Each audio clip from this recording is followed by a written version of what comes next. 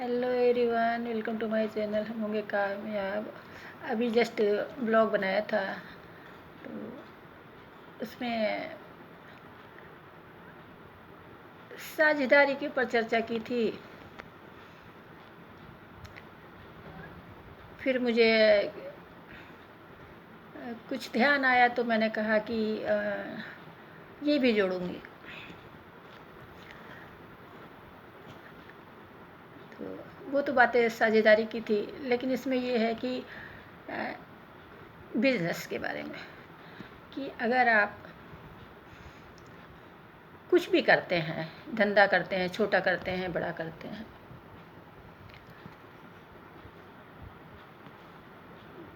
तो जैसा कि मैंने उसमें भी कहा था कि हाँ,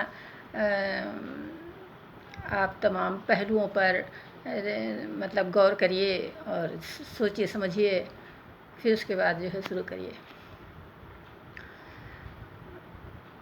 तो ऐसे ही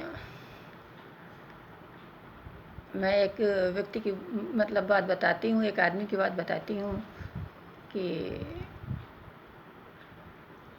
उसने बगैर सोचे समझे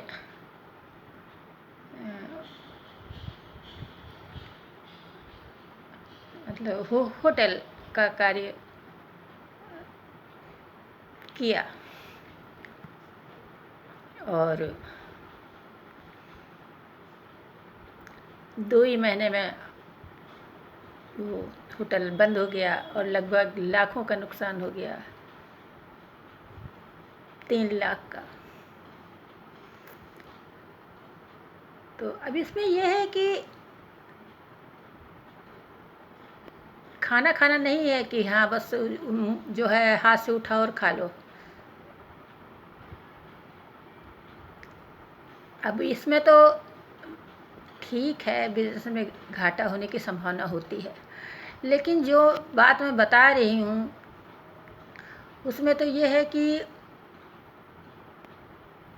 कुछ सोचा समझा ही नहीं गया, क्योंकि जहाँ पर वो होटल किया गया था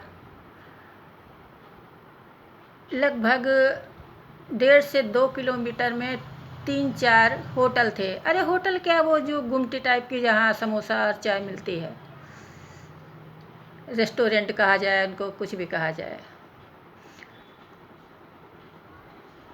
तो ये गौर करने की बात नहीं थी कि यहाँ जो है, जब पहले से जो है 4-5 हैं तो वहाँ तो चलने की कोई संभावना ही नहीं है। और ये भी जो है सोचना चाहिए कि इसमें जो कितना खर्चा आएगा पर डे का। जैसे कारीगर है बनाने वाला, उसके साथ एक सहायक है, फिर हमें एक वेटर चाहिए, और बर्तन धोने वाला भी जो है एक चाहिए। तो ये सब हम काउंट करें, उसके बाद पर डे का कितना कच्चा माल लगता है ये भी काउंट करें, और उसके बाद सोचें कि क्या हमें पर मंथ लगभग इतनी आमदनी हो सकती है। लेकिन किसी बात पर गौर नहीं किया गया, बस मुंह उठा के सारा पैसा बर्बाद कर दिया गया। तो अब ये बताना मैं ज़रूरी नहीं समझती कि वो कौन है। तो कहने का मतलब ये है, अगर आप कोई धंधा शुरू करते हैं तो आप जो है तमाम बातों का ध्यान रखिए। जहाँ हम करने जा रहे हैं वहाँ ये मेरा काम चल सकता है कि नहीं, और जो है हम जो कार्य कर रहे हैं उसके बारे में हमें सब जानकारियाँ होनी चाहिए, तब उसके बाद जो है कार्य शुरू करना चाहिए। इसके अलावा बिजनेस के संबंध में, काम धंधे के संबंध में एक बात ये भी गौर करने लायक है कि मैं जो भी बातें कहती हूँ सब अनुभव के आधार पर, ऐसे उड़ी उड़ी नहीं। कि जैसे आप रिटायर हुए, आपको पैसा मिला, तो आप सोचे कि हम कोई बिजनेस करेंगे। सपोज करिए आपको 50 लाख मिला, एक एग्जाम्पल दे रही हूँ। तो आप ये सोचो कि बिजनेस करते हैं, उसमें पूरा पैसा या 40 लाख लगा देते हैं, तो ऐसा नहीं। पहला रूल्स तो अभी मैंने कहीं पढ़ा नहीं है, ना कोई मैं बिजनेसमैन हूँ, लेकिन ये दूरदर्शिता भी तो कोई चीज़ होती है। तो उसी के आधार पर जो है मैं बोलती हूँ कि आपके पास कितना भी पैसा हो, लेकिन अगर आप बिजनेस में लगाना चाहते हैं, क्योंकि मैंने अभी इससे पहले ब्लॉग बनाया था, उसमें बोला था कि हाँ, हमेशा ये सोचिए कि लॉस भी हो सकता है।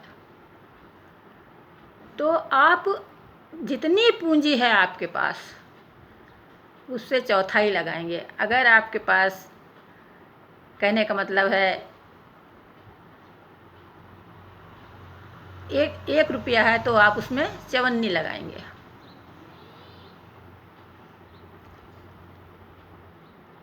क्योंकि अगर आपने सारी पूंजी लगा दी, तो अगर आपको लॉस हो गया तो आप क्या करेंगे?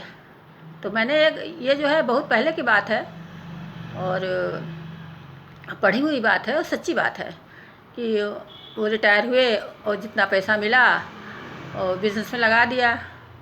शायद उन्होंने कोई बिज़नेस किया था, चक्की वगैरह लगाई थी, कुछ लगाया था। अब उनमें जो है उनका नहीं चला, लॉस हो गया। तो उसके बाद जो है अब उनका दुखद अंत हुआ। अब इसके आगे तो आदमी खुद ही समझदार है कि हाँ, आदमी लॉस होगा, फिर उसके बाद वो और कर्ज लेगा, उसमें लगाएगा, फिर उसके बाद क्या होगा, ये बताने की ज़रूरत नहीं है। तो वैसे तो ज़िंदगी में हर मोड़ पर, हर जगह दूरदर्शिता और विवेक से काम लेना चाहिए।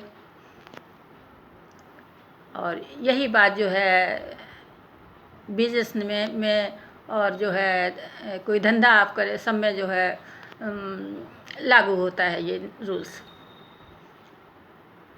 दूरदर्शिता और आपका विवेक, समझदारी।